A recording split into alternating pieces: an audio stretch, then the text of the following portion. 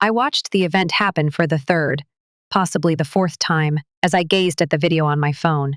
Daniel Carter stands in the center of the packed office holiday party, holding a tumbler of whiskey. He heard half-hearted, nervous laughter all around him. He spat out my name like a shady secret. Ellen is such a worthless dumbass. Next month we're getting rid of her, mark my words. She has no clue it's coming. With each phrase, the acid in my stomach increased. 20 years. After 20 years of late nights, postponed trips, and weekends spent tidying up his mess, he made my name the punchline of some inebriated joke. Liam, a junior analyst I had been mentoring since day one, had sent the video. His message was straightforward. I wanted to make sure you saw this before Monday. I didn't get any sleep that evening. His voice played repeatedly, till it seemed to have crept under my skin as I lay in bed with the phone screen burning in the dark. I felt like crying. I felt like screaming. However, all I sensed was chilly. I had already decided by the time the daylight peeked through the blinds. Daniel was going to find out just who he had underestimated if he believed I was too innocent to understand what was coming, if he believed I would march silently into my own execution. I entered the office as if nothing had changed at precisely 7:55 a.m. I smiled courteously. My hands are steady.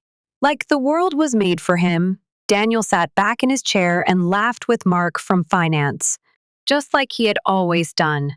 With a smug and confident smile, he turned to face me. Ellen, he summoned, casually and slackly.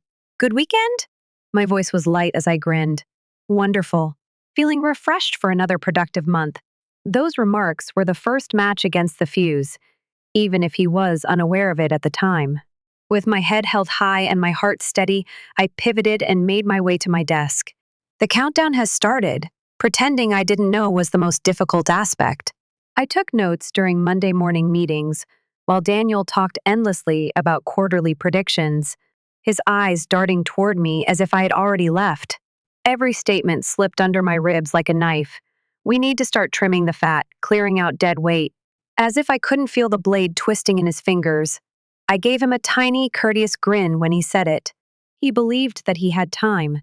At the end of the month, he imagined he would lead me into that tiny glass office, slip a severance payout over the table, and watch me express my gratitude to him for the opportunity to be thrown out.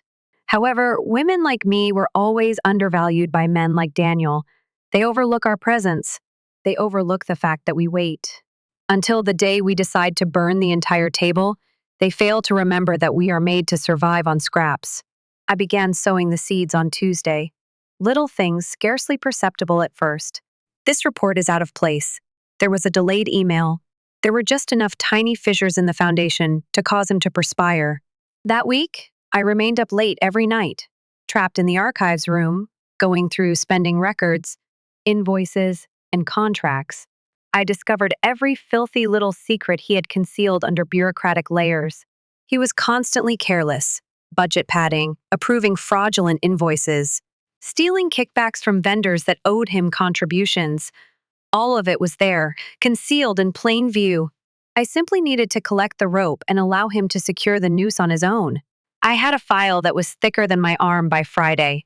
How effortlessly he'd gotten away with it was more frightening to me than anything else. Or how long I had been unknowingly cleaning up his mess. That evening, long after the office had closed, I sat at my desk and went through every document, every forged line item, and every signature. A part of me wanted to go directly to HR and set him on fire with a single blow. I didn't want him fired, though. I desired for him to be destroyed. I wanted him to see all he had created fall apart around him, piece by piece, until my name was on the ashes and there was nothing left but smoke. The rumors began early on Monday morning. There are tiny cracks around the office conversations that end as soon as I pass them. Daniel sensed it too. I could see it in the way his restless, piercing eyes darted toward me during meetings. Though he was unable to identify the source of the vibrations, he could sense something moving beneath his feet. Not quite yet. You have to let Daniel Carter smell the smoke before he sees the flames when you're trying to burn him to the ground. By the end of the week, I began giving the one person who detested him quite as much as I did the file, piece by piece. Patricia, HR head, 30 years of employment with the business, On weekends, Daniel played golf with younger, smoother men who were promoted 3 times. On Friday night, I placed the first envelope anonymous and fingerprint free on her desk. Only 3 last quarter fraudulent invoices, sufficient to ignite the initial spark. Patricia's eyes were sharper than I had ever seen them by Monday morning. During the morning meeting, she didn't even glance at Daniel. However, when he wasn't looking, she gave me a look. Daniel's smile had stopped reaching his eyes by the second week. Even so, he made an effort to act the part, swaggering into the office while sipping his coffee and giving commands as if he controlled the walls. Now, though, I could see the little flickers. When he believed no one was looking, he tapped his desk with his fingers. Every time Patricia went by, his eyes darted to her as if he could feel her breath on the back of his neck. He was still unaware of the extent of the rot. He was still awaiting the end of the storm. I ensured it arrived in fragments. I threw another stone into the river every morning. He had been using a vendor to channel kickbacks, and there were some missing receipts.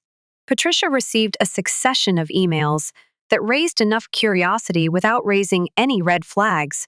In the break area, I carefully placed a muttered remark where I knew it would catch on. Daniel's been looking distracted lately. Strange how his name's on every bonus approval, huh? I heard something's going on with the audits. The truth doesn't scare men like Daniel. They are afraid of uncertainty. He was pacing his office after hours by Wednesday, drawing the blinds and making hushed phone calls. He began snapping at individuals in meetings by Thursday, his face wearing narrow, tight smiles. I sensed a change in the balance of power. He didn't have the knife for the first time in 20 years. I placed the second envelope on Patricia's desk on Friday night. Copies of all 6 months' worth of exaggerated expenditure reports. I didn't wait for her to discover it this time. She opened the folder slowly, turning each page with the quiet, patient rage that only a woman who had been passed over too many times could muster, and I lingered late to watch from the shadows. Her eyes were fixed on nothing. She didn't have to. Who had left it there was clear to her. Daniel's name vanished from the office group chat the following morning. He had black circles under his eyes and was dressed in the same rumpled shirt from the previous day by Monday. Every time he looked at me, I could see the inquiry blazing beneath his teeth. Are you aware? To what extent are you aware? I wanted him to be curious. The same horrible, sinking weight that I had carried for 20 years waiting for the axe to fall, without ever knowing when it would, was what I wanted him to experience. That afternoon, with his mask still partially intact and his voice forced steady, he called me into his office. I folded my hands in front of me, like the submissive little worker he had always seen, and shut the door behind me. He began tapping his fingers on the desk, Ellen. He had a narrow smile. You've been with the company a long time. 20 years? Cleaning up his mess for 20 years? He and other individuals like him received all the rewards and recognition for their 20 years of unseen labor. With patience and courtesy, I nodded. I've always appreciated your loyalty. Untruthful. But we've been reviewing some performance metrics lately. It was there. He gripped the knife tighter, prepared to sever me before I could cause trouble. This was still his game, he believed. 5 moves ahead, he still believed I hadn't seen the board.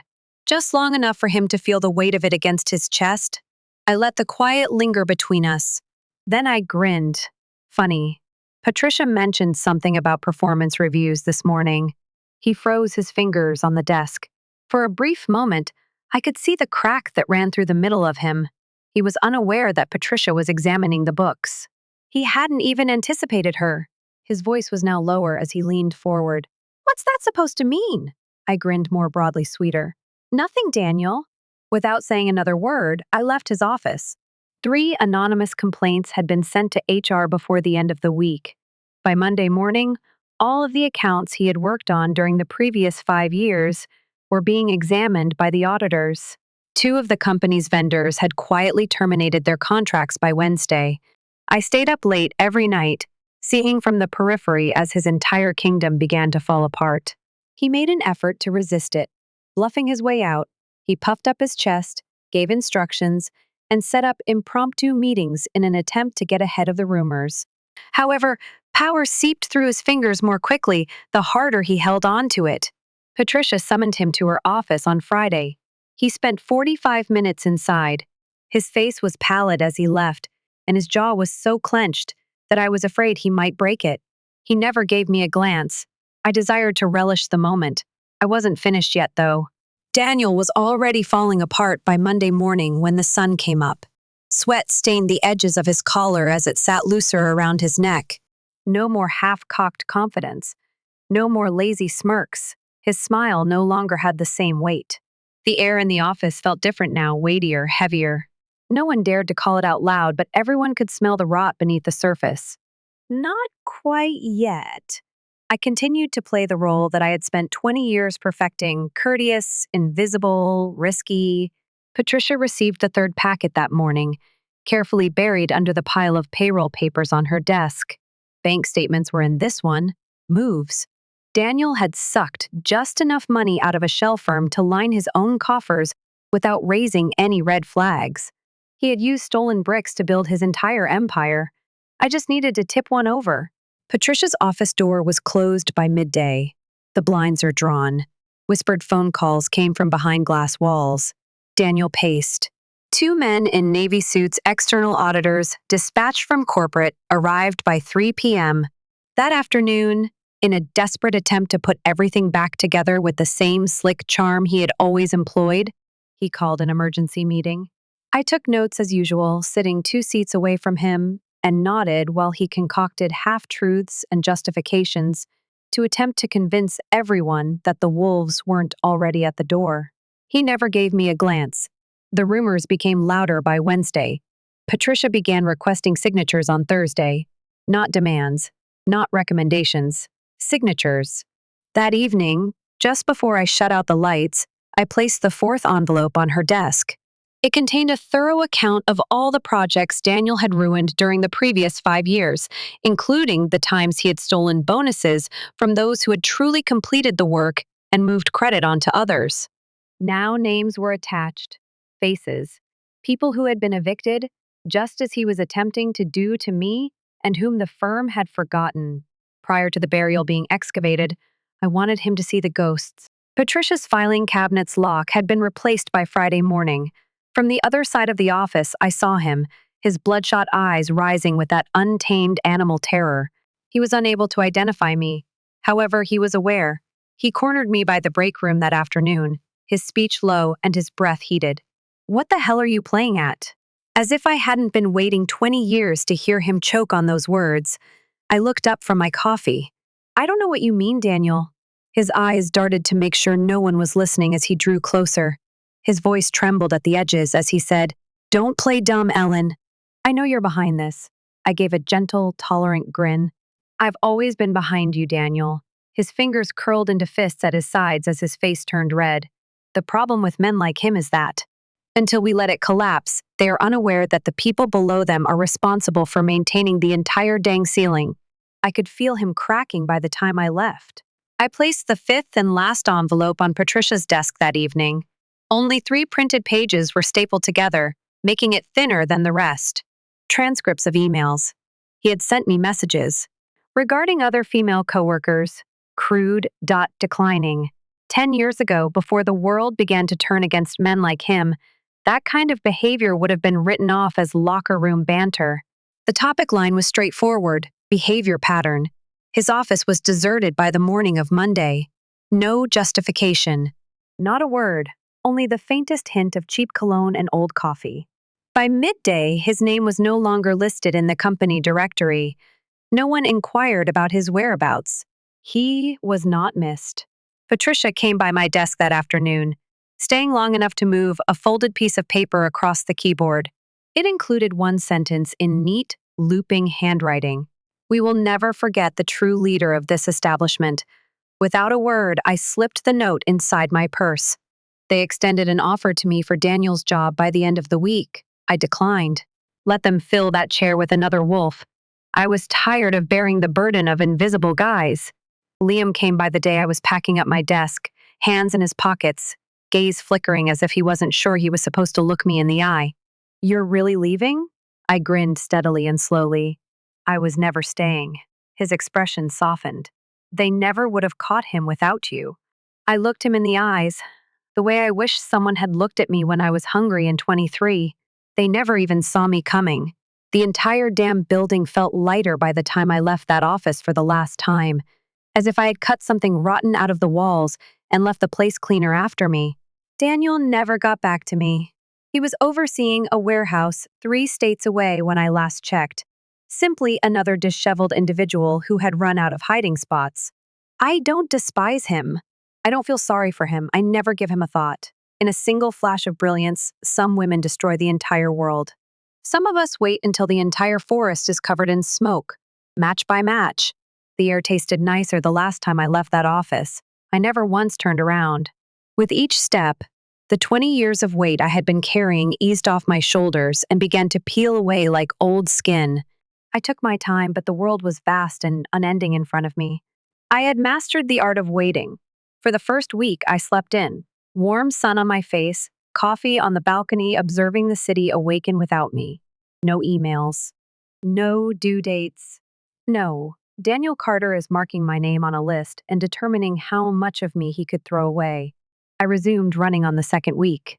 Every morning, I walked 5 kilometers beside the river, my legs trembling beneath me, my pulse racing and my lungs burning. I could feel the previous me disintegrating with each mile. The woman who had been carrying that office, the woman who became more shadow than flesh after absorbing every taunt, every credit that was stolen, and every whisper that was spoken behind closed doors, I no longer desired her. Something wilder is what I wanted. Something wild. The nightmares ceased on the 3rd week. I no longer heard him refer to me as dead weight in the back of my mind. His name was no longer visible in my inbox. There was no one left to pull the rug out from under me, so I stopped waiting for the other shoe to drop. I hadn't set fire to that business in retaliation. To see what could grow from the ashes, I set it on fire. The email arrived at the end of the month. Corporate inquiry. Confirmed termination. Revocation of severance. 3 lines of legalese were used to bury him, just another paper trail that would never be traced. Now he was nothing. Not a legacy, not a boss. A name nobody will ever remember. I read it without smiling. I felt absolutely nothing. I never opened the email again after closing it and logging out of my account. Mara called one afternoon. On the first ring, I responded, "He's trying to come back." I didn't flinch at all. Where? Small logistics company out west. Middle management. Barely paying rent from what I've heard. Leaning back against the kitchen counter, I allowed the silence to linger. I hope they know how to read a spreadsheet. Mara gave a low, piercing snort. They won't keep him long. I gave the receiver a gentle, understanding grin. They never do. I began consulting by spring. Small businesses, managed by women who had started them from the beginning and had suffered more burns than they could remember at the hands of guys like Daniel. I demonstrated the process of tightening their books, how to identify the gaps before the wolves appear, how to fight silently, using spreadsheets, paper trails, and hand-to-hand whispering in the dark.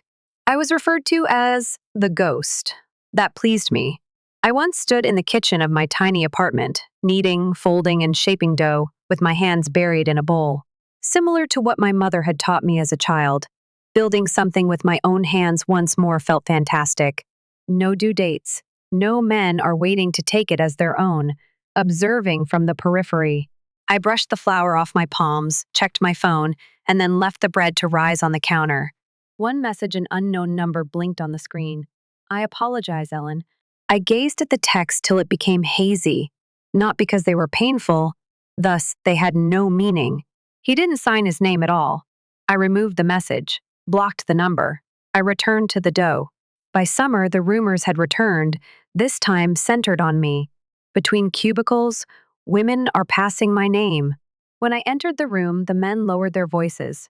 They believed that I was some sort of urban legend, a nameless woman who had the ability to ruin entire lives without ever speaking. Whatever they wanted to believe, I let them.